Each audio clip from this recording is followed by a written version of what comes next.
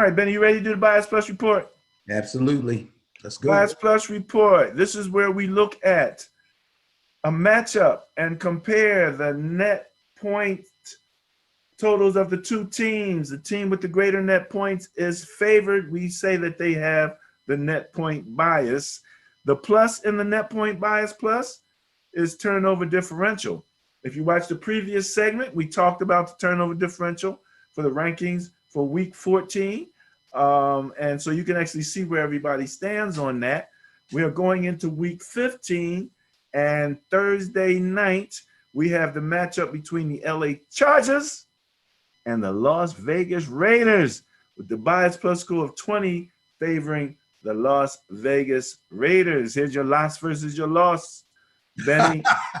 We're back I was at going it. to say that. At last, we have loss versus loss.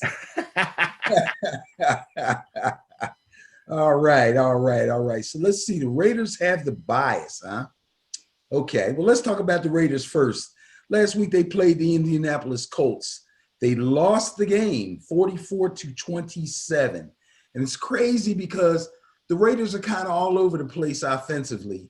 You watch them play the Chiefs. Derek Carr looks great. They're throwing the ball all over the place. Jacobs is running the ball well. They seem to be able to find the end zone pretty consistently, and really slug it out with a team like the Chiefs. And then they come back and they play somebody else, a lesser team, so to speak. Okay. And they seem to have all kinds of problems putting real good offense together. The defense is mediocre at best, bottom line, week after week. So again, teams like that are usually front runners. If they can get up on you early offensively, then their defense plays well. But besides that, Derek Carr was 31 of 45 last week, 316 yards, threw for 2 touchdowns, but he also had 2 interceptions. Right now, Josh Jacobs is banged up. Devontae Booker is supposed to be his backup. He's backed up for him about 3 times now. Once he had a good game, about mid-season. Last 2 times, he's done basically nothing. So their offense is hurting right now. The Chargers, on the other hand, played Atlanta last week. They beat Atlanta 20-17. It wasn't as big a game as Justin Herbert has had in the past. He's had some struggles, and I only say there's struggles because he's been so hot and so dominant for a rookie quarterback over the course of the year that some of these games seem like down games to him. He was 36 of 44, so they're still throwing the ball quite a bit. It's only 243 yards, but he did find the end zone twice. He threw 1 interception. Keenan Allen, one of the top receivers in the league, is really cooking right now. He had 11 targets. He caught 9 of them, only 52 yards, but he did get a touchdown. And the biggest difference for the Chargers this year is the return of Austin Eckler. He carried the ball 15 times for 79 yards, and he caught 9 out of 9 targets for 67 yards. Wow. And we need to actually go back and look at running backs who catch the ball out of the backfield and start comparing these guys as to separate running backs from running backs, because you got your Derrick Henrys, and then you got your McKissicks and your Austin Ecklers. These guys are a different breed, and they give defenses a heck of a lot of trouble. All that being said, I'm taking the Chargers this week. I think Justin Herbert is back on his grind. I think Austin Eckler is going to be a handful for the Raiders to stop. So I'm taking the Chargers. What I see interesting on the internal comparisons is that the Raiders are 30th defensive scoring defense. Chargers are 22nd in terms of their scoring offense, but the Chargers are 26th defensively and the Raiders are 11th. So that's the biggest difference, is that the Raiders are a better scoring team, or have been a better scoring team. We were talking about my Madden exploits and trying out other teams. I did play with the Chargers. I was very interested to see how they had modeled Herbert. And yes, the arm is live. Even on the Yes, game, it is. the Yes, it arm is. is live, and I'm he's glad to hear that. pretty accurate. Um, Defense is soft. Let's face it, the defense ain't there yet. So they've got some work to do. You're going with the Chargers and going against the bias. That is Starting correct. out early. Look at Here you. we go. Here we Starting out go. early. You was crying and snotting because you was only 50% last week. That's okay. And the And week before that, I went against the bias quite a bit, and I was like 67%. So I don't care. All right. So you're averaging out. You're averaging out. All right. Let's see who's next there. What let me see what you're going to do with this one right here.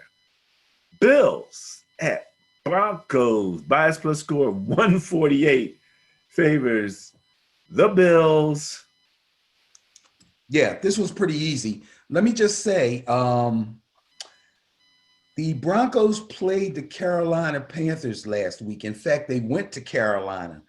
They beat them 32-27. I was very surprised. Drew Lock is not bad.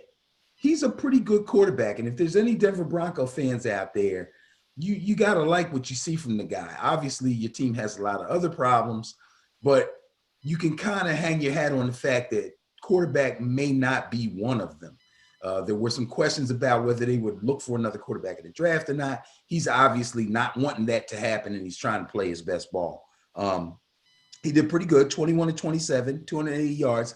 He threw 4 touchdown passes. Drew Lock threw 4 touchdown passes. Now, yeah, it was against the Panthers, but Drew Lock threw 4 touchdown passes. That's a good thing. Not to mention that the defense played fairly well and got 4 sacks. Now, you won't hear anything else out of me about the Broncos for this game. Take the Bills. The Buffalo Bills are really, really, really starting to assert their dominance, okay? They had a big win against Pittsburgh last week. It was 26-15. They scored when they needed to. They stopped the Steelers when they needed to. Josh Allen was 24-43. Doesn't sound great, but, and it was only 238 yards too, by the way, but he did throw 2 touchdown passes. He was intercepted once. The bottom line is, when you got a guy like Stephon Diggs, you're going to be all right. He threw the ball to Stephon Diggs 14 times. He caught 10 of them. Talk about a connection. 130 yards and a touchdown. Oh, by the way, Stephon Diggs is the first wide receiver to 100 receptions so far this season. Okay. Mike Thomas isn't going to like that, but, he's been injured. And their defense got a sack, 2 interceptions, and pick 6, 51-yard return. So take the Bills. They're looking strong. They're looking dominant. I've been loving them since the beginning of the season, and I'm really loving them right now. You kind of pooed when I was talking about how good the quarterback was against my Niners. What did you say? Oh, they supposed to do that. He was supposed to do that. Yeah, because he's far superior to them. Let me tell you something. Defense can't stand up to him. Let me tell you something. He got all types of extra kudos after that game. And now, he's because that was your team. I expect him to do that. No, not because it was I'm talking about kudos across from the media. It had nothing to do with my team. It was just people that looked at that performance. So, long story short, yes, he's really seemed to be coming into his own. I'm sure having Stephon Diggs there is a help and a half, no doubt about it. And Broncos, they're just not quite there. So, all right. All those late season kudos are coming from doubters. I am not a doubter. Listen to you. Okay. All right. I forgot to mention, Ben, Bills Broncos is the first of a Saturday doubleheader. Oh, yeah, that's true. We have to remind people there are games on Saturday. Listen, when we were younger, didn't we always wonder, what would it be like if we could watch NFL football almost every day of the week? We got Thursday, we got Saturday, we got Sunday, we got Monday. And if somebody gets a COVID attack, We might get a Tuesday You again. might get a Tuesday, no doubt about it. Oh, yeah, no doubt about it. Your Bills and your Broncos are the first game of Saturday. The second game, you just finished talking about those Panthers. They have to go in to Green Bay and deal with the Packers, who have a bias plus score of 111, favoring the Packers. Ah, there you go. Two peas in a pod. Packers, Panthers, who you got? Well, let me just say this, and I got stats for Teddy Bridgewater and all that, but I'm not even going to go through with them. He didn't throw any touchdown passes. He did run one touchdown in, and he had 31 yards rushing. Most of that was because he was under attack by the Broncos defense. Mike Davis is the saving grace for this team. He's played so well, the running back, Mike Davis, that I almost don't miss Christian McCaffrey, except for the fact that he was the number one draft pick in a couple of my fantasy drafts. And just for that alone, I've been sick. But I've had Mike Davis, and I've had him in some other leagues. And just to watch him play has been a blessing because the guy is really, really good. He had 11 carries for 51 yards. He scored 2 touchdowns, caught 5 or 6 passes for another 42 yards. Very versatile running back, a great backup for them to have for McCaffrey, obviously. I think this guy is going to make himself a nice contract when it comes time because I'm not going to say he's completely filled McCaffrey's shoes, but he's come very, very close to it. Now let's get down to the nitty gritty. Number one, take the Green Bay Packers. Aaron Rodgers destroyed Detroit last week. 31-24, 26 of 33, 290 yards, 3 touchdowns, and he ran for 1. He threw touchdown passes to Devontae Adams. He threw to his tight end, Robert Tonyan, and he threw another one to Valdez-Scantling, okay? He's spreading the ball around. It's funny. He loves Valdez-Scantling. I don't know why. Maybe they got some kind of thing going on because Scantling has dropped some passes on him, and he's really like put his arm around him and kind of coaxed him along. I guess he sees some potential in him that I was getting sour on the guy myself, but he's really got it cooking right now. Aaron Jones didn't even have to, have a tough day last week. He ran the ball 15 times for 69 yards. The Packers are pretty much cooking on all cylinders on offense right now, and the defense is getting steadily better. They still have challenges against the run, but I like them. They look great. Take the Packers. This should be an easy game for them. Yeah, when I'm looking at the Packers defense, they're ranked 17th going up against the 19th ranked Panthers offense. But you've got your 20th ranked Panthers defense up against the number 1 ranked offense. So it makes sense, Packers in that situation. Okie dokie. Who else is up next here beside the Panthers, the Packers? How about the Buccaneers visiting the Atlanta Falcons? Now, the Atlanta Falcons I find intriguing. This is one of the potential intriguing games for me. Buccaneers are favored with a bias plus score of 72. But the questions surrounding the Buccaneers are there, and the Falcons seem to be trying to make a comeback. So I just, I kind of liked that, that matchup right there. I think it might be interesting. But, favors the Bucks. Who you got? Okay. So I don't know if some information that I got tonight before we went on has anything to do with the intrigue in this game. But let me just tell you, first of all, Tom Brady, they did win their game against the Minnesota Vikings last week. The score was 26-14. Brady was not at his best. He was sailing passes over people's heads. He seemed to be rushed quite a bit. I think the Vikings pass rush was getting to him a little bit, and they don't really have a really great pass rush. What's going on here seems to be, and this is with a couple other teams too, is you got a team with an offensive line that run blocks pretty well or really well, but for some reason they're challenged in pass rushing. We're to the point where they're not even playing teams that have really good pass rushes and are still having problems. So, like I said, Brady seemed really rushed. He didn't look good in the first half at all. He ended up being 15 of 23, which is not much at all for a quarterback like him. For a mere 196 yards.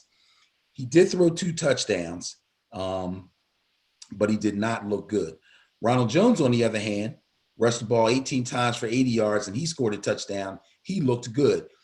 Leonard Fournette seems to be in the doghouse, but besides that, Ronald Jones was outplaying him anyway at the running back position. I don't even want to talk about their. They got so many wide receivers. It's confusing. Like, it can be anybody's night when it comes to the wide receivers.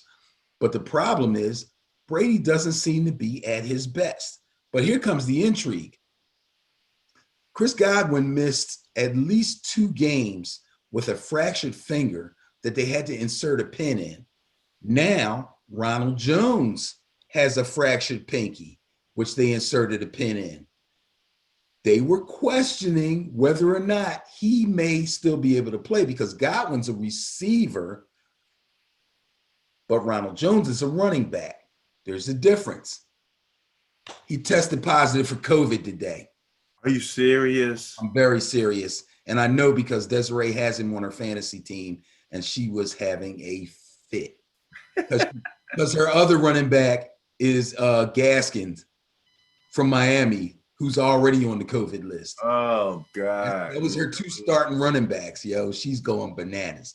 But anyway, so the Buccaneers have their issues. Now, the Falcons played the Chargers last week. The Chargers went in there. Well, actually, the Falcons went out there. I thought that was going to be a better game. The Chargers beat them 20-17, which sounds close. But I thought Justin Herbert played well, and Matt Ryan did not. In fact, he was 21 of 32, 224 yards. That's not Matt Ryan numbers. He only threw 1 touchdown pass, and he threw 3 interceptions. 2 of them were on back-to-back fourth-quarter drives when they were moving down the field to get in the field goal range to kick a field goal to tie and or win the game. And he threw picks on those 2 drives. Not good. Matty Ice, come on. Yeah, not good at all. So I'm really conflicted on this one because I feel like the Falcons can bounce back from a poor performance. I don't know what's going on with the Buccaneers defense. In fact, I think in the power rankings, they've been dropping. It's kind of crazy. I don't know what the heck is going on, but I'm going to take the Buccaneers. I'm going to go with the bias on this one because I'm really conflicted about this one. I do not trust Tampa Bay. I don't, but I'm going to pick them. That's an interesting thing here. I'm looking at opponents' points per game last 3 weeks, and when you rank them up on the last 3 weeks, Tampa Bay is pretty low on the list. They really, oh man, they're like about midway down. So they're about 15th or 16th. So they haven't really been dialing it up. When I'm looking for Atlanta, they are actually 5th in terms of average net points over the last 3 games. So those are teams that have heated up a little bit, but in terms of their defense, and that's what we're really talking about here, that their defense has really played well. Not sure what offense. I didn't really look that up. All right. Next up, we have, let's see, who do we have here? Let's go back. All right, Buccaneers, Falcons. You're taking the Buccaneers, right? That is correct. 49ers going into Dallas, my beloved. Yeah, baby. Uh, Bias plus score of 94 favors 94, Ben, favors the 49ers. We can't you know, when I send you the numbers, you'll notice some of them are in red. When the numbers are in red, the net point numbers were in red. The bias plus numbers, excuse me, the turnover differential numbers were in red, and the ultimate bias plus was in red, meaning they're all negative numbers for both teams. My Niners are not as negative as the Cowboys. The strange thing is, I believe Andy Dalton is a much better quarterback than Nick Mullins. But my defense is much better than the Cowboys. So, I can see this, but it's a little scary to me. It's just a little scary to see it. Who do you have in this situation? Well, you're right. It is a little scary, and I don't blame you for being scared considering that's your team. So let me see if I can scare you some more. Number one, your 49ers played host to the Washington football team, and the Washington football team went out there to San Francisco and beat them 23-15. Now, I'm going to read something to you that you're not going to want to hear, but it's facts. Nick Mullins, in the 5 games he started between week 8 and week 13, he eclipsed 300 yards only once. He has thrown interceptions in all but one of those games. He has 7 interceptions in all and lost 4 of those 5 games. 7 interceptions total in 5 games. Lost 4 of them. Not good, bro. Not good. He threw for 1 touchdown last week, 260 yards. He threw an interception again last week, and it was a pick 6. Unbelievable. Oh, I'm sorry. He was sacked 4 times, and he fumbled and lost a fumble. Now, I was going to say your only saving grace is you got Ayuk back because Deebo Samuel's hurt, and you got Mostert back, and you got Wilson. So you look like you got your 1-2 punch back in your running backs, which is what Shanahan likes. And you got, mostly receivers. It's a shame Deebo went down again, and I think it was his hamstring again, which is not good. Unfortunately, Mostert had to go in for another MRI on his ankle. So, he was already missed time. He already missed time with a high ankle sprain. Evidently, it's bothering him.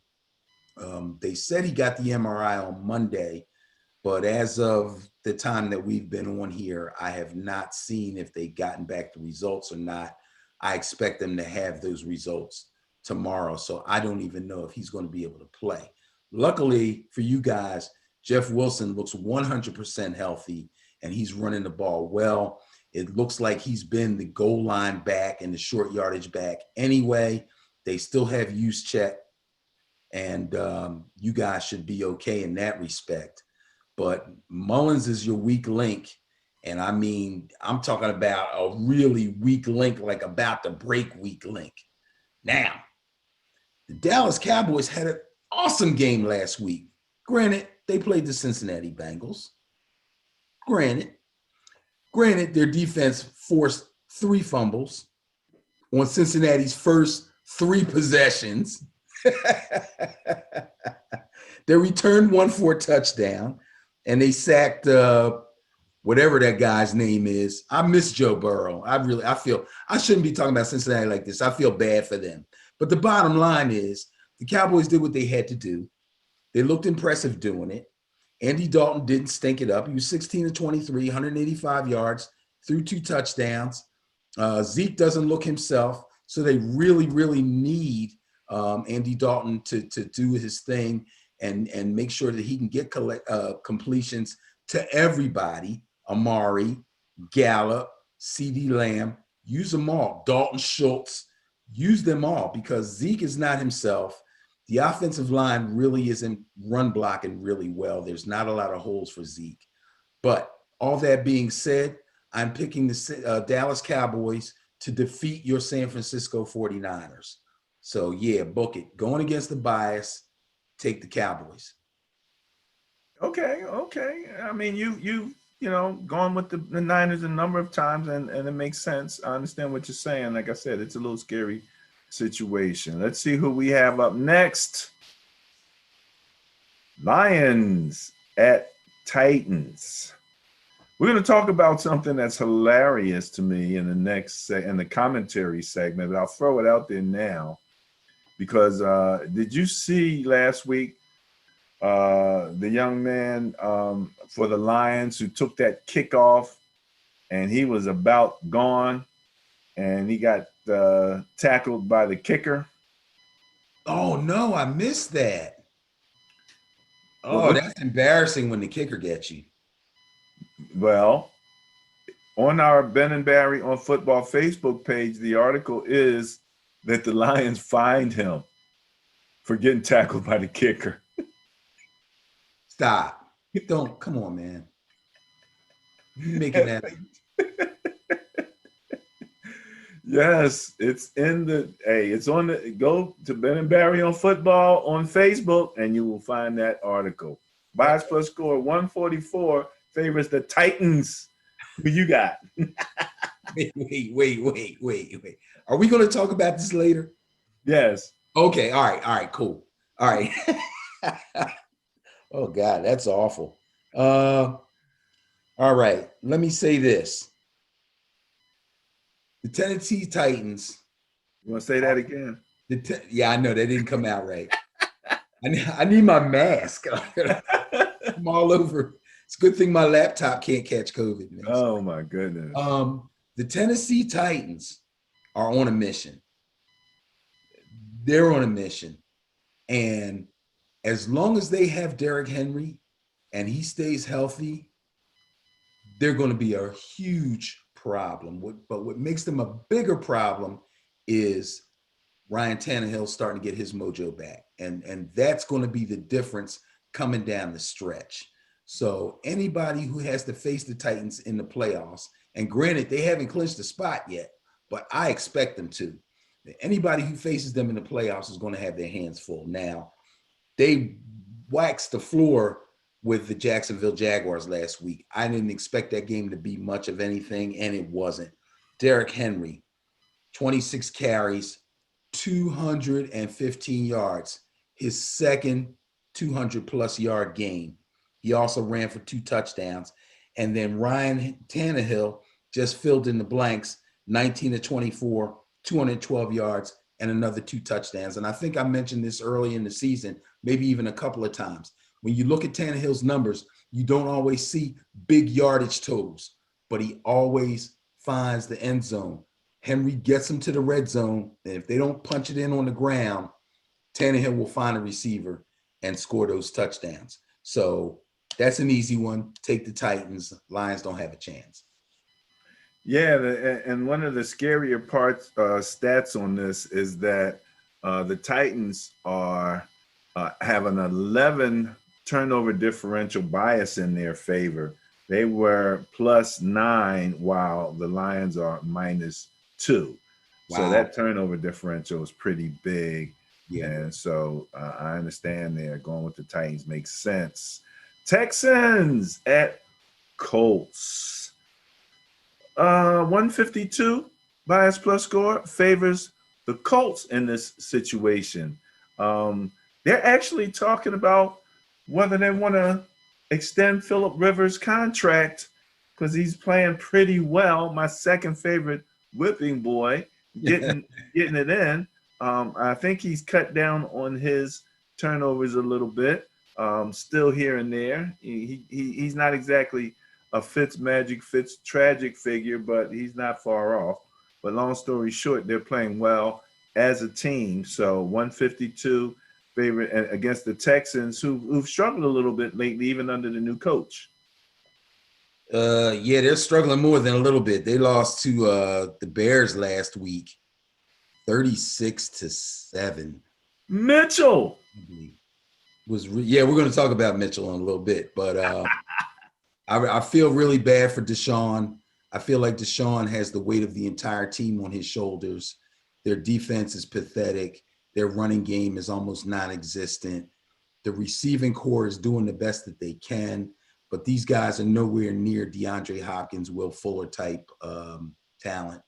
And they're struggling. And then the next guy up was supposed to be Brandon Cooks, but Brandon Cooks is going the way of the way his career has been so far, in and out of being injured.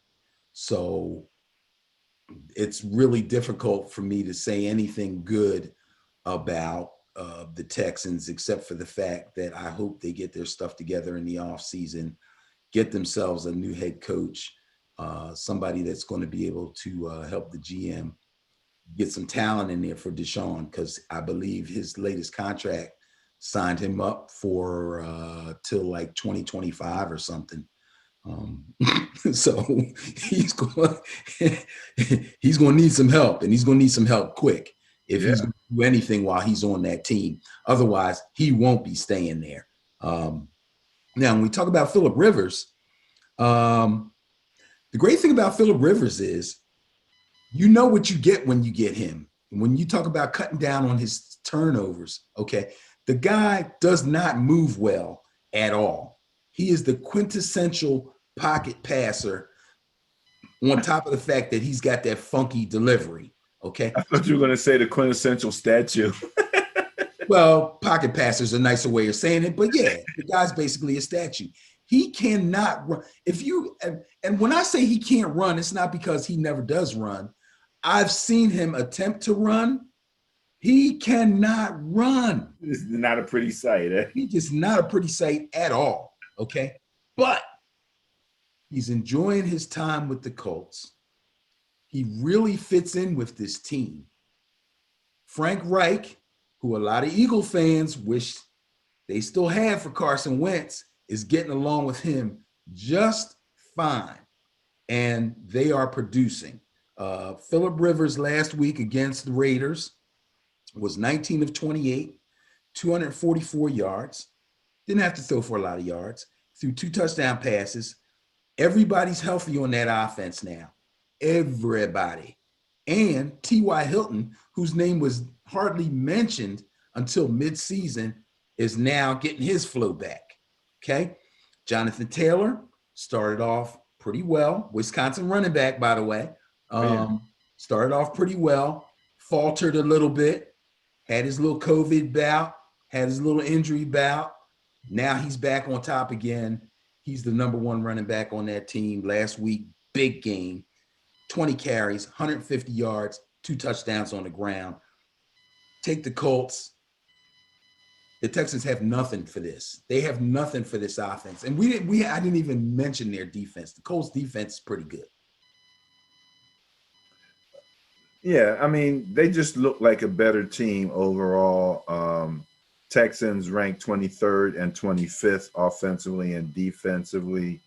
And the Colts are 5th and 12th offensively and defensively. So definitely favored there. All right, next up, Patriots at Dolphins. Bias plus score of 96 favors the Dolphins.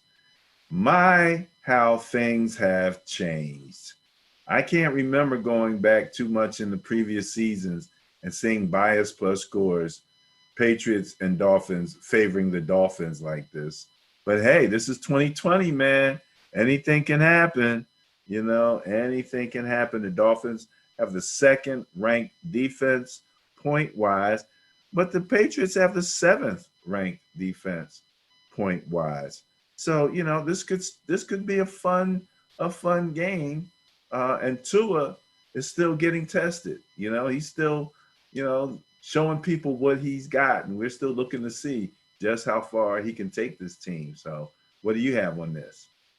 Well, when we talk about these two teams defensively, let's try to remember now, the Dolphins' trajectory is this way, and the Patriots' trajectory is this way. I guess you can't even call that a trajectory, can you? Yeah. Trajectory means up, doesn't it? Not necessarily. Path. Okay. Well, then I was right then. Okay, so that's even better. But but we got a lot of problems with the Patriots offense. Cam Newton does not look good, bro. 9 of 16, a measly 119 yards. He didn't throw any touchdown passes. He did throw an interception. He had trouble running the ball. He had trouble throwing the ball. It doesn't look effortless, that flick of the wrist that he used to have. It looks like he's struggling a little bit. I don't know if the shoulder injury is coming back. I don't know what's going on. He did leave the game early, supposedly with an abdominal injury. I'm not even sure if he practiced today, but if he didn't or he was limited, it was probably because of the abdominal injury, but he doesn't look good throwing the ball. The real problem is when he doesn't look good running the ball either. He got stood up on the goal line twice, okay? 2 times. Not good. Not Cam Newton-ish, all right? I'm starting to worry about them, and I'm wondering, even though Belichick said when questioned about Cam is my quarterback, I'm starting to wonder if this guy's even going to make it through the entire season. Defenses are really whacking him around. He's not moving as well in the pocket as he used to when he takes off running. And this is my opinion. He looks tentative. Okay. He's just not the same guy.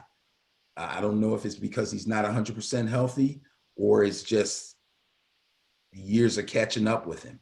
I don't know what it is, but he hasn't looked good. Now, they're playing the Dolphins. The bias likes the Dolphins. I like the Dolphins also. I'm still not 100% sold on Tua, but I tell you what, he kind of did what Derek Carr did.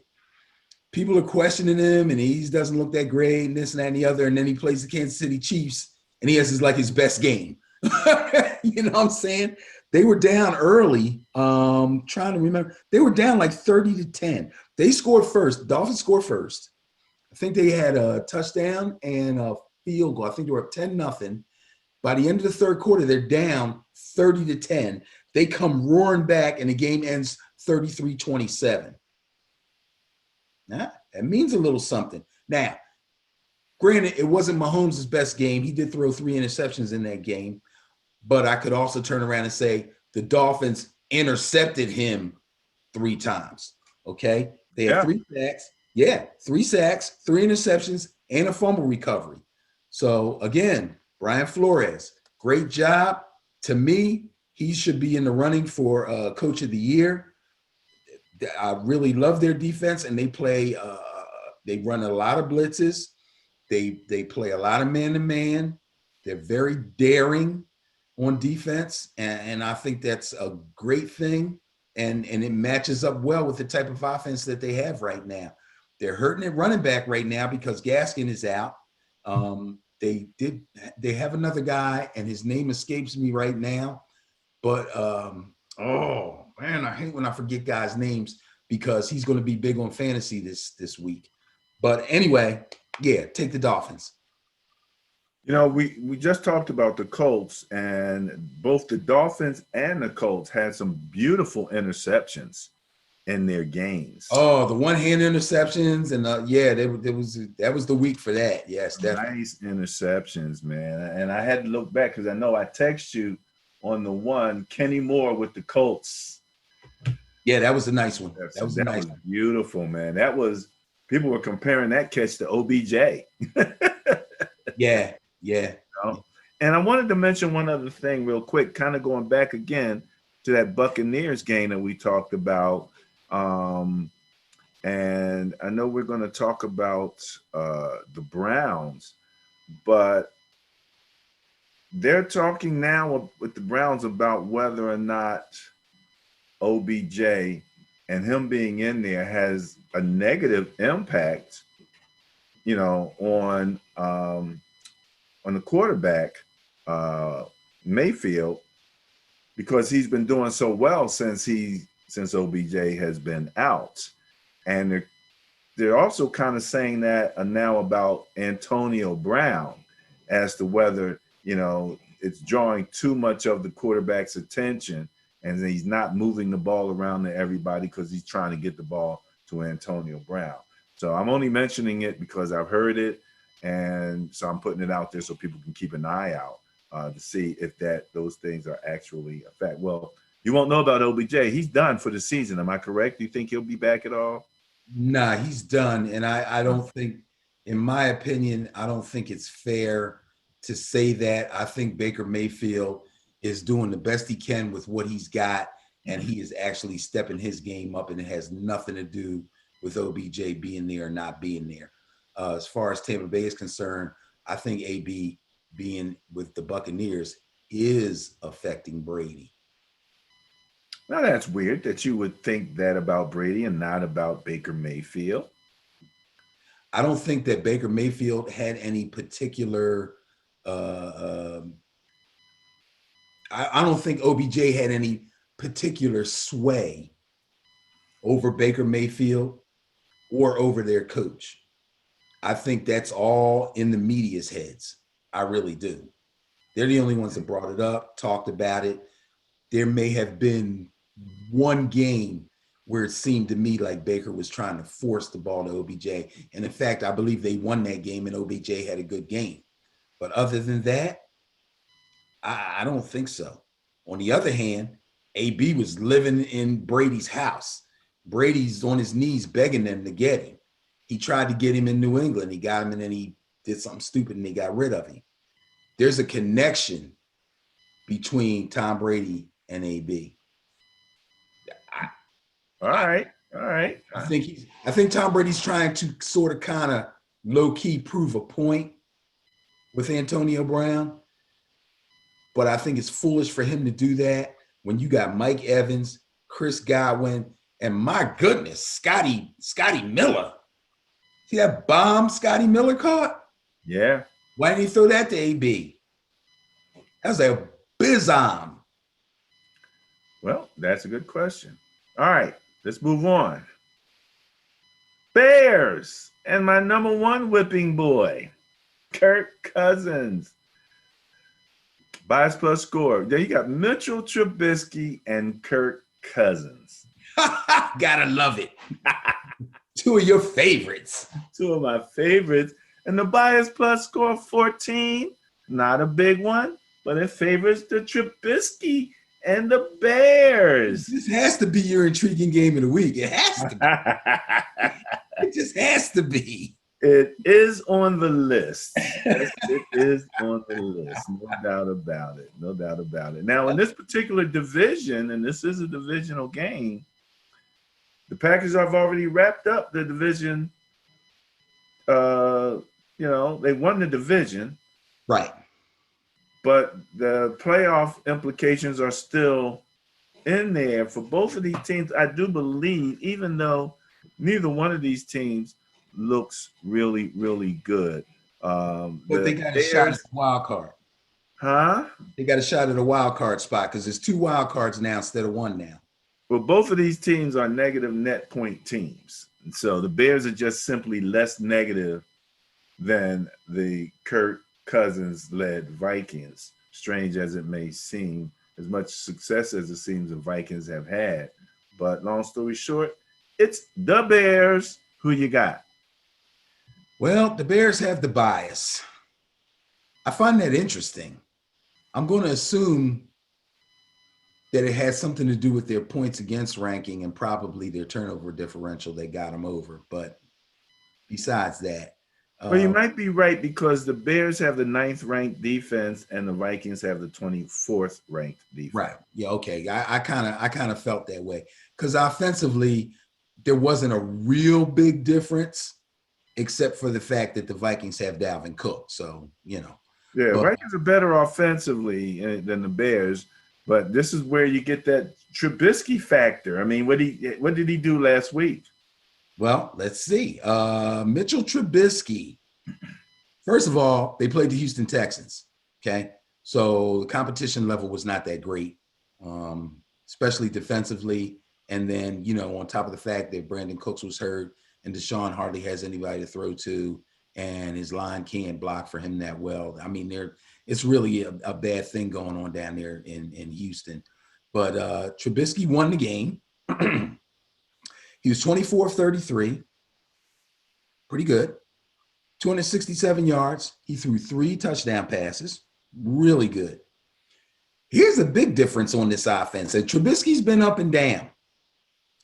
And Allen Robinson has been the the most consistent player on that team from game one to now, regardless of who is quarterback in the team. Allen Robinson is a wide receiver one. This guy doesn't get mentioned a lot because he's on the Bears and they're not known for offense. Allen Robinson is the truth. He caught 9 of 13 targets. So when you get 13 targets in a game, that means they're really leaning on you. He caught 9 of them, 123 yards. He scored a touchdown. But the biggest difference on their offense is David Montgomery. If you watch David Montgomery, if you go back and look at games of David Montgomery last year and you look at him now, it's a huge, huge difference. Number one, last year, he looked slow. And I mean, running back slow, like, you know what I mean? I'm not saying he was slow, but I'm saying for a running back, you're looking at him, you're going, dude, you're just not quick enough. He lacked speed. He lacked quickness.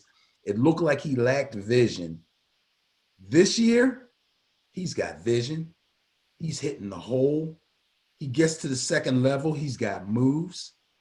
And he's got acceleration. He's a completely different running back. David Montgomery is having his best year without a doubt. Carried the ball 11 times, 113 yards, really good. 1 touchdown, caught the ball 3 times for 42 yards. He didn't do much of that last year. In fact, last year, I don't even think he could catch. I don't know what this dude did in the offseason, but he definitely improved his game. I got to talk about the Vikings because right now, at this very second, I don't know who I'm picking in this game. Let me look at my notes. So Kirk Cousins takes the Vikings down to Tampa Bay, Florida. Okay, great weather. Let's live it up a little bit, guys. We can win this game. They lose 26-14. Cousins goes 24-37 for 225 yards and 1 touchdown. The Tampa Bay defense, and I've talked about them a lot, they're not a full defense. They're weak on the back end. They're strong on the front end. But they took the front end strength and they gave Kirk Cousins fits. They had him running all over the doggone place.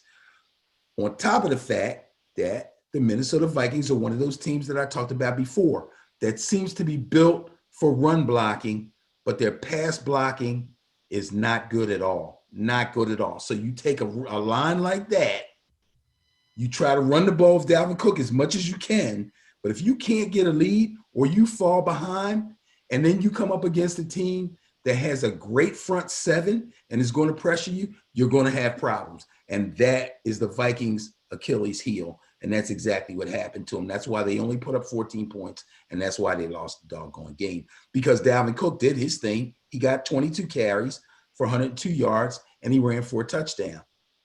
But in a game like that, he probably need to get like 26, 27 carries and probably run for about 130 or 140 in order for them to win. But he couldn't do it because Tampa Bay got ahead. The Vikings tried to come back. Kirk Cousins couldn't throw the ball because they were climbing all over his back, okay? Now, that being said, we could see that same thing happen again when the Bears come to town. Take the Bears. Take Mitchell Trubisky. And Mitchell Trubisky. All right. So now at some point he keeps this up. When we say that he Trubisky'd it up, it'll be a positive thing. It's No. a good thing. That will remain a negative thing. When he does well, I'll just say Mitchell Trubisky did well. It will. He played well. He threw the ball well. He looked good. Yeah, but Trubisky ended up, that's got to stay. All right, there you go. All right, well, next up we have this was going to be on my intriguing game list when Alex Smith was quarterbacking the Washington team. But if they bring back their second-year player, is he second year? The quarterback? Yeah. This is his second year, right? It was his third year. Second year in high school. I'm sorry. Yeah, it's Dwayne Haskins' his second year. Once when Dwayne Haskins back in quarterback in the DC or the Washington football team, I'm like, nah, not so intriguing anymore. Bias plus score of 60 favors the Seahawks. Well, fear not. Supposedly Alex Smith's injury is very minor. It's a calf injury. They're holding him out of practice to make sure that he's 100% because they want to play him. And I don't blame them because Dwayne Haskins stinks. He always stunk. And I told everybody that when he got drafted, when we were going over our whatever year, when did he get drafted? Last year, when we were doing our combine thing. And Year before last, wasn't it? His draft. No, this is second year. He was a rookie last year. Okay, I won't argue. Go ahead. Yeah, and I told everybody then, I said, this is a guy who played for a great college team, Ohio State, and had one really, really good season. I don't trust him. And sure enough, this guy does not have the goods. I'm not saying he can't, resurrect his career, maybe if he ends up going somewhere else, but it won't be here. He's not good at all. So, yeah, I expect Alex Smith to be ready to go. So, again, fear not, you will have Alex. You'll also have J.D. McKissick because Gibson is still down. He ran the ball last week 11 times for 68 yards. Oh, that's right. They played San Francisco last week, and they beat them. How did they do it? What's it say here? They did it with their kicker and their defense. Chase Young recovered a fumble and returned it for a touchdown.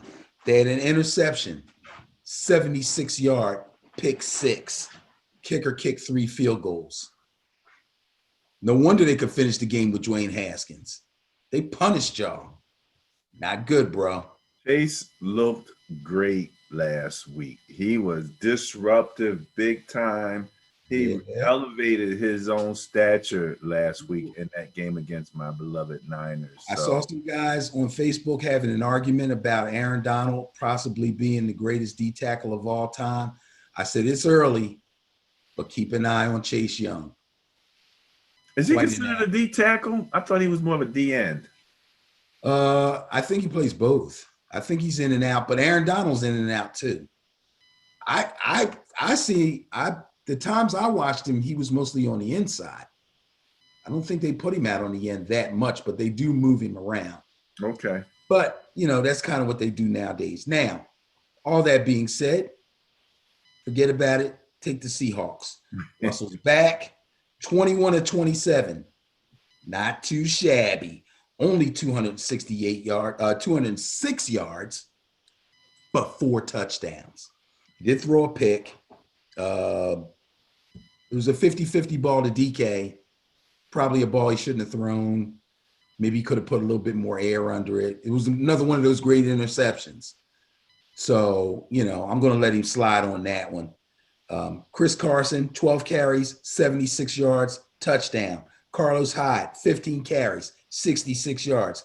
DK, 6 catches, 61 yards and a touchdown. Seahawks are back, baby. They're cooking again. Take the Seahawks. Take the Seahawks. I ain't mad at you. All right. Next up, we have. I do believe this. Nope, not. It is not the largest bias plus score. It's not? It's freaking 223. What the hell? It's not the largest, but it's a big one. 223 favors the Ravens against the Jaguars. I do believe Gardner Minshew. I believe Minshew's back. Who do you have? Jeez. Yeah, Minshew has been announced as the starter for this game. I think they played Glennon last week. He was horrible. There's nothing really good to say about the Jaguars except for James Robinson, who's a really good back and also fits the mold of the backs I was talking about, who catch the ball really well out of the backfield. even in a 31-10 thrashing by the Tennessee Titans. He ran the ball 12 times for 67 yards and a touchdown. And he had a 44-yard touchdown call back on a penalty, I think.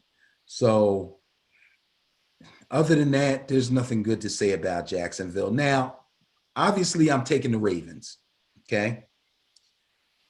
There's a lot of controversy. I don't want to call it controversy, but there's been a lot of talk about the Ravens, especially from that last game with the Browns. First of all, it was a fantastic game to watch. I felt bad for my daughter because she was down in fantasy by a lot. And Marquise Brown almost brought her back with the one catch that he made on top of it. She had Lamar and she had Marquise. The guy dropped 3 passes. She probably would have won the game if he didn't drop those 3 passes. She got close, and she needed the game to go to overtime so that they could rack up more stacks, and she would have won the game. And the Ravens won it in regulation. Unbelievable. Here's the crazy thing. Cleveland's defense is not terrible. I don't have my rankings up in front of me. I took them down. He was only 11-17 for 163 yards. He did throw 1 touchdown pass, but he ran the ball 9 times for 124 yards and 2 touchdowns. Unbelievable. The only other thing I want to say about that is, and you can chime in on this if you want to, he had to go to the locker room. They brought in McSorley. McSorley gets hurt. He comes back out. He leads them to the win. Supposedly he had cramps and had to get an IV. But when they showed him going down the tunnel to the locker room, did you see how fast he was moving? Yeah. Did he look like a guy that had cramps to you? No, he didn't. Guess where he went? Where? To the freaking bathroom, bro. Oh, is that what he had? Oh, they said he had cramps. He had to go to the bathroom? That's what I believe. He wasn't moving like when you have cramps, you walk, you're like, oh man, oh. Yeah. Cramps will take you down. He had a little light jog. He was trying to get there. And when he got right to the door, somebody was coming out of the door and he went boop, boop. Yeah. Move on. You see that? Yeah, I saw. You don't do that when you got him. The guy was startled. He kind of startled the guy that he was, in such a hurry, and the guy kind of ran to get out of his way. Yes. You don't move like that when you got cramps. You move like that when you got to take a dump. Oh man, that's crazy. He's smashing during the game. And when he came back out, he was a new man, wasn't he? He was lighter and faster. Oh my goodness. Only here at Ben and Barry on football would you hear that kind of but they also said that they said when they said he went to give a fluids for he was cramping up, someone said he does that like every game, like it wasn't a big difference. I tell you what, I don't think, these young boys don't eat well. You know that, right? Like I've been around these guys. They got millions. I've been around guys this age is what I mean. Athletes that are the age of these NFL players. These guys don't eat right. They don't eat right at all, especially the young ones. The older guys, they got chefs and nutritionists and all that. That's because they learned from earlier experience. These guys be eating McDonald's and all kind of crazy stuff. When he had COVID, and I was discussing this with Teresa because she was like, all these guys, you keep telling me about these guys on your fantasy teams with COVID and COVID and COVID. I was like, yeah, but hardly any of them are ever sick. Lamar Jackson actually was sick.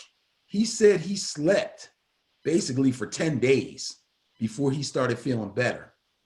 He didn't eat well during those 10 days. I believe that he hadn't eaten well. He stuffed down something a couple of days before or the day of that game, because that was a night game, okay? Didn't sit well with him, and he had to go get rid of it, and he probably did still get an IV, okay? And if he gets IVs all the time, it's because he doesn't drink water like he's supposed. He's a young boy. It's regular young boy stuff. We look at these guys, we're like, oh, professional football, look at the skills, he's so great. What is he, 24? He's a bubblehead. We went through that with Cuddy. He was Exactly. he was a guy that just young and just athletic, and just could run and jump and could eat whatever he wanted to, and it didn't seem like it made a difference. So I can understand that point there. So all right, you are going with the Ravens. That is correct. Going with the Ravens. All right. Next up is the largest bias plus score of the weekend. The biggie, bias plus score of 290, favors the LA Rams over the New York Jets. Okay. This is an That easy. makes sense. I'm sorry, what'd you say? That makes sense. Oh, absolutely. There's nothing good I can say about the Jets right now, and I don't want to waste time saying anything bad about them. Just say pretty much everything about them is bad. People kind of been getting on Jared Goff. They're starting to get on my nerves. Some of these media people really get on my nerves with the stuff that they say sometimes. Like there's not enough to talk about. They talk about Jared Goff like, oh, I don't know. Doesn't look like he did the Super Bowl year, and he's not quite right. The Rams are a running team, folks. Get it through your heads. Have you not been watching? Okay. They've been jockeying Malcolm Brown and Darrell Henderson and Cam Akers around like the guy with the 3-card money thing, okay? But they drafted Cam Akers for a reason, and Cam Akers has finally gotten an opportunity to show that he deserves to be the number one back on that team. Okay? Looking like Cam, isn't it? Exactly. He ran the ball 29 times, okay? None of this, you get this many carries and you get this many carries.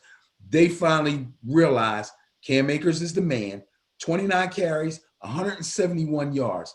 A dominant performance against a New England Patriots defense that was supposedly pretty good against the run, okay? Totally dominant. The Los Angeles Rams are going to be a handful in the playoffs if they make the playoffs. Again, we're talking about that NFC West. It's going to be tough. It's going to be tough. I don't know who's going to be the odd man out, but it's sort of kind of looking like it might be the Niners. He's either going to be the Niners or the Cardinals, and somebody's going to win the division, and somebody else is going to be in real good position to get one of those wild cards, and it might be the Rams. So because they're balanced, they're running the ball more than they're throwing it. I think Goff is more than capable of doing his thing, just like I talked about Tannehill and their defense. Against New England, 6 sacks, 1 interception, returned one of the interceptions for a 69-yard touchdown return. So take the Rams. This is an easy game for them. Cam Akers should go bananas in this one. And, Robert Woods, Cooper Kupp, Josh Reynolds, Everett. Everybody's going to get numbers in this game. Okay. There's your fantasy.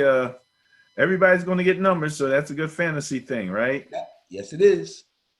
Potential intriguing game right here to me, Benny. Bias plus score 119 favors the Cardinals.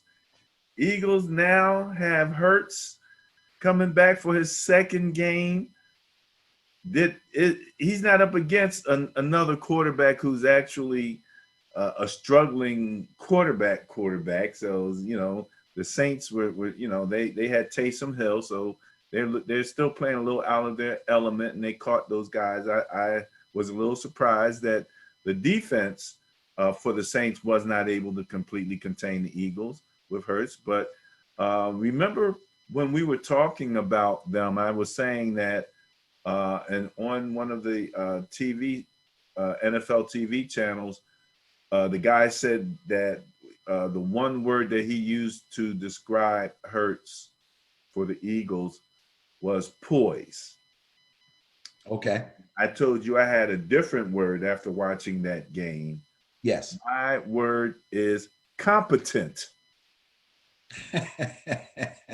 So when you use the word competent, can I assume that you're linking Hurts' success with Wentz's non-success? Wentz looked incompetent. Okay. Wentz is making decisions and doing things that just, you know, uh, um, he was a turnover machine, you know, and you don't expect. You're looking for more savvy, and of the two, Hurts looked to be the more savvy player, the guy who gets rid of the ball, you know, gets the ball out, runs at a very opportune time. But, you know, again, that was one game. And, you know, you don't know if he caught the Saints by surprise. He's not going to catch the Cardinals by surprise. And what might catch the Cardinals by surprise is the quarterback for the Cardinals running on them. So you got two quarterbacks who are pretty mobile, and we don't know how healthy the Cardinals quarterback is. That was one question that we had. But 119 favors the Cardinals. Who do you have? Okay. Well, let me tell you what I've got on this. Now, first of all, they both won their games last week. Cardinals played my Giants. They beat them 26-7. Daniel Jones wasn't right. It was ugly. I didn't like watching that game at all.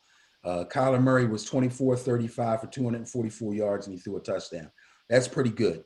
I was getting a little worried about Kyler Murray. I still think his shoulder wasn't 100%, but I think he's getting better.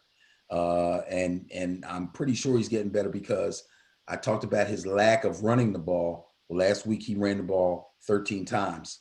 Now, 13 times. Did he? 13 times last week. Ran the ball 13 times. He only got 47 yards, but he took his shots. You know how he likes to do. He likes to get on the edge and then run out of bounds, get on the edge, stick the ball out, get the first down, run out of bounds. So that's his thing. That's what he does. His big runs is usually when he gets on the wing or gets on the edge and then cuts back and goes up the middle of your doggone defense and nobody can touch him. He hasn't been doing a lot of that, okay? But he can still get out. So I think maybe your worries about him or my worries about him may be over, but we will see. DeAndre Hopkins had a stellar game, which I expected him to have, even though it was going against the Giants defense that's been playing pretty well. He had 11 targets. He caught 9 balls for 136 yards, and their defense played extremely well. They sacked Daniel Jones 8 times. He fumbled 3 times. They recovered all 3 of them. Ugh, God, it was ugly. Ugh. Now, the Eagles won too, and they beat New Orleans. And I will say, at the point where they were and the point where the Saints were, this game seemed like a no-brainer in favor of the Saints. Everybody on television picked them. Everybody on the radio picked them. Everybody I know picked them, except for my man, oh my God, Tyrone Johnson, who is the guy that shares time on the Mike Missinelli show. He picked the Saints, and he picked them outright. The Saints? He picked the Eagles to beat the Saints. I'm sorry, I'm losing my mind. He picked the Eagles to beat the Saints, and he picked them outright. The guy's like, oh, you mean they'll beat the spread? He's like, no, the Eagles are going to win the game. And he explained what he thought was going to happen. And I'm thinking to myself while I'm listening to him, like, there's no way that's going to happen, except if the Saints defense comes in a little lax and is looking ahead to the game they have the following week, and they don't have a lot of film on this guy, and we've seen that happen before too. Oh, my Lord. Yeah, they might have been looking ahead. We'll talk about that. That's the next game up. Okay. Right. Okie dokie. Yes. And that's exactly what happened. Lack of film on the guy. Okay. They dumbed down the playbook for him. Okay. They ran the ball. Okay. All the things that they wouldn't do for Wentz for whatever reason. Some people say it's sabotage. I don't know. There's one guy on the radio that says he just thinks the coach don't like Wentz. He's like, he don't like him. And it might not even be about like. It might be about, this is our guy of the future. You're not playing well. So at this point, I'm going to see what my future looks like, and I'm not even going to try to help you. It's like they're not trying to help Wentz be better. And they're when you said that about dumbing down the offense, I remember hearing someone say that the Eagles are going to try to help Jalen Hurts they're going to try to run the ball more. And I'm like, now they want to run the ball more? Right. They Why should have wouldn't you been do running the that? ball more. Right. Why wouldn't you do that before? That's supposed to be a part of your game plan. They played several teams with pretty poor run defenses and didn't exploit them. Green Bay being one of them. Well, They I told you about the one series that I watched where they handed the ball off to Corey Clement. He goes 7 yards. It's 2nd and 3. And the and they throw next the ball. 3 plays, they go into an empty backfield. And I'm like, what are you doing? So yeah. I've seen it happen, and it's inexplicable. It's But weird. even with all of that, once the ball is snapped, your savvy quarterback gets rid of the ball like he's supposed to, or he runs like he's supposed to. He takes advantage of that situation, and Wentz has not looked good and has not looked savvy in those situations. Okay. And Hurts, in fact, really did look very poised and competent, just like you said. Again, he didn't have to throw a lot of passes. Well, he threw 30 passes, which is a good number for a guy getting his first start against a team that supposedly had a really good defense. So they game planned and schemed for him extremely well in this game. Again, something that seemed to be missing when Wentz was quarterbacking, but I don't want to get into that controversy. My thing is, he only completed 17 out of 30 passes. It was only 167 yards. However, he ran the ball 18 times for 106 yards. 18 times? He ran the ball 18 times for 106 yards, and Miles Sanders had 14 carries for 115. That's the ball game right there. And Miles Sanders scored twice. That's your ball game right there. They caught the Saints sleeping. Taysom wasn't sharp, and they ground it out. They ran him into the ground. Wow. That's what happened. They played basic football, and they won the game. So now, here's my thing. That ain't going to fly next week. I'm taking the Cardinals. I think their defense, although it may not be as good as the Saints defense on paper, they will be ready. And I think Kyler Murray is going to give the Eagles fits. I really do. Not to mention they don't have anybody that can come anywhere near able to cover DeAndre Hopkins. So I'm going to take the Cardinals. Ah, yes. The nuke factor. Can't forget the nuke factor there. No doubt about it. Okay. All right. You said that the Saints was looking Yes. past the Eagles to the next game, and I had to go take a look at it, and here it is. Chiefs at Saints, bias plus score of only 21. Now, we just finished talking about a bias plus score of 290. Ladies and germs, just to give you perspective of what a large one. So if you look at net points, just if this has a little turnover differential built in, but mainly it's net points. And this is game week 15. So we have 14 games in.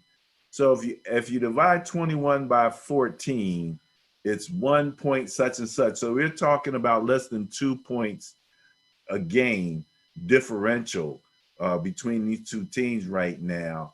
The Chiefs, as you said, could it be bored because it's just been a little too easy.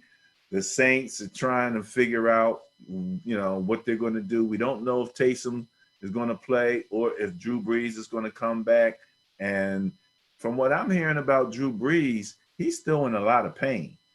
He ain't exactly out the woods yet. He's still a little ginger or something of that nature. So bias plus score 21 favors the Chiefs.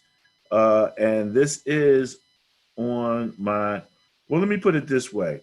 This was potentially a intriguing game of the week, unless if Drew Brees plays, but not so much if Taysom plays, because I don't believe that Taysom is going to have much success against this Chiefs defense.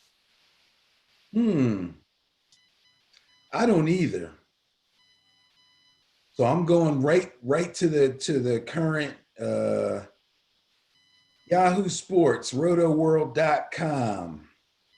Saints designated quarterback Drew Brees to return from injured reserve today. Advice: this was expected with talk. Brees could return this week. It's more likely that Taysom Hill gets another start, but the Saints haven't ruled out Brees playing against the Chiefs. So there you have it. Now, if he's good enough that they took him off of IR, then that means they want him to play and they want him to be prepared to play. Didn't mention anything about him being in pain, but that doesn't mean it isn't so. Drew Brees has taken shots before. And when I say shots, I mean medical shots for pain. As a lot of guys have. I'm not trying to, say anything disparaging about Drew Brees. My thing is, a game like this, they're going to feel like they need Drew Brees and they're going to play him at all costs. They're going to try to get him some limited practices and get him ready for this game. And if it's a game time decision where he has to come out a couple hours before the game is supposed to start and run around and warm up and throw the ball around before they decide if they're going to play him or not, if that's what it comes to, that's what it's going to come to. But I know they don't want to go into this game with Taysom Hill. They just don't. Just going with what you just said, if Brees is not available, what's the potential for Jameis Winston? I would say probably none. They really don't trust Jameis. Is that well, first of all, Taysom's been playing all this time. Even in the games that they won, Jameis didn't take near a snap. So now you're going into the Chiefs game, you're going to go with a guy cold, or you're going to go with the guy you've been leaning on and try to hope that, each week he plays a little better, and he, somehow keeps you in the game. I don't see Jameis getting any time here. And in fact, I'm not completely sold on Taysom. I don't know how they feel about him. But there's a good chance that Jameis won't be there next year. There's a good chance that they'll just let him move on, or they'll trade him, and they'll just decide Taysom is our guy. He's our backup. Brees is only going to play another year at the most, 2 tops, and I don't even see that. I know he's probably going to come back next year because he really wants to win another Super Bowl, and he doesn't want to go out, with the injury thing and having missed so many games that maybe they don't, get an opportunity. But I think they're pretty sold on Taysom Hill as his backup. Jameis is probably going to be out of there. All right. All that being said, take the Chiefs.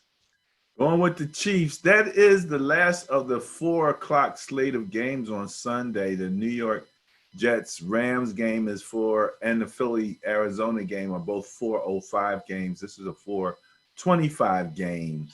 And rounding out Sunday would be the Sunday night matchup.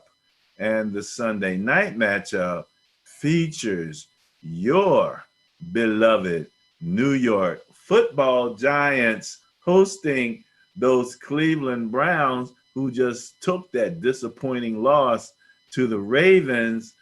Bias plus score of 39 favors the Browns here. Let's face it, the Browns, this is, again, 2 teams, both in the negative net points, but the Browns have the 13th ranked offense. The Giants have the 10th ranked defense. Browns are 27th ranked on defense, and the Giants have the 31st ranking on offense. So they actually look kind of close, but are you dealing with Colt McCoy or Daniel Jones coming into this game? I have no idea. Daniel Jones made it through the game, but he didn't look good. So my thing is, when they get him back to the facility and they check him out and they have him practice, if he doesn't look any worse, then he'll probably start again, and they'll expect him to be at least a week better. I don't mean play better. I mean physically be better. I don't know. I don't know how the heck he's going to play. But he didn't look good. He didn't look 100%. He didn't move well. And he had that hamstring way up high in the back of his hamstring, the top part of his hamstring, and attached to his glute. That's a bad spot to get a hamstring pull. Bad spot. I was surprised that he came back as soon as he did. I was happy because I thought he was going to be ready, but obviously he wasn't. They should have played Colt McCoy. That being said, I really can't pick my Giants to win this game because Baker Mayfield is really hitting his stride. He looked extremely good. Kareem Hunt looked extremely good running the ball and catching the ball. And Nick Chubb is Nick Chubb. 2 touchdowns on the ground, 82 yards total on 17 carries. Hunt had a touchdown on the ground and through the air. 6 carries, 6 catches, 77 yards. He only had 37 from scrimmage, but he had 77 yards on 6 catches. The Browns offense is cooking right now. They look extremely good. And Myles Garrett, he got his mojo back. Remember you were talking about one guy can make a difference? Myles Garrett's one of those one guys. Yeah. Okay. Yeah. So, take the Browns. I kind of hope that they don't start Daniel Jones because I don't want him getting hit by Myles Garrett. All right. Going with the Browns. All right. That rounds up the Sunday slate of games. The Monday night matchup is Steelers at Bengals. That's another pretty big bias plus score of 227 favoring the Steelers. I'm surprised this isn't the What you highest. got? Huh? I said, I'm surprised this isn't the highest one. But then as soon as I said I was surprised, I'm really not surprised because the Steelers done lost 2 games in a row, and they're looking a little shaky there all of a sudden. I tell you what I don't like about the Steelers. What's up with these receivers dropping all these passes? I never seen such a thing. It's like a freaking epidemic. The whole receiving corps got the yips. Even guys who were looking like potential future superstars earlier in the season, But then again, we are at that change in temperature point, so maybe guys aren't making that change. This is running back weather right here. Defensive line, running backs. This is their time to shine. And the Steelers' run game doesn't look that strong either. I tell you what, I think Mike Tomlin needs to make a phone call to Hines Ward and have Hines Ward come down there and talk to some of these young boys, okay?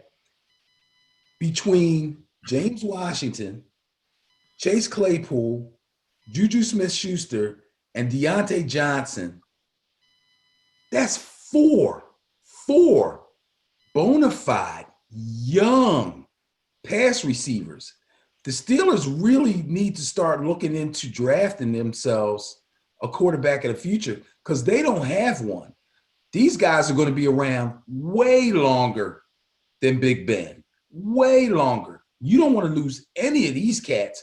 I'm telling you, these guys have all the talent in the world, but got concentration issues. They do that whole classic ball's almost in my hands. I take my eyes away because I'm ready to run and I'm looking to where I'm going to run and they're dropping the ball. Their concentration levels are low. They're not staying focused and they know they're supposed to. They're professionals. They do this every day. They got jugs, guns, the whole 9 yards. There's no excuse for dropping the ball the way these guys have. Juju's not so bad and he's only like 24 and he's the vet out of the group. Okay. They got to fix that. I mean, they'll beat the Bengals. I'm not worried about that. But yeah, they gotta stop that. That's crazy. I'm very disappointed at the way that those guys are playing because they have all the potential. The Steelers could be good for the next who knows how many years with a receiving core like that.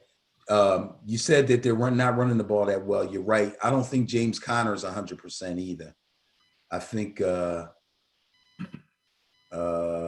trying to remember. Was he injured or did he have COVID? Because he's got the I remember correctly. I'm going with injured. yeah, I'm going to go with injured too. But they were worried about him getting COVID because he had cancer before. Oh, right. He's a high risk. Right, he's a high risk. But yeah, I was watching him run. He doesn't look good. He looked sluggish. I don't want to say he looked very sluggish. So we'll have to see what's going on with that because I haven't heard anything. But yeah, he didn't look good. But they won't have any trouble with the Bengals. I don't expect any trouble with the Bengals either. But that's why they play the game. So you said a week or so ago. And that pretty much wraps up the Bias Plus report.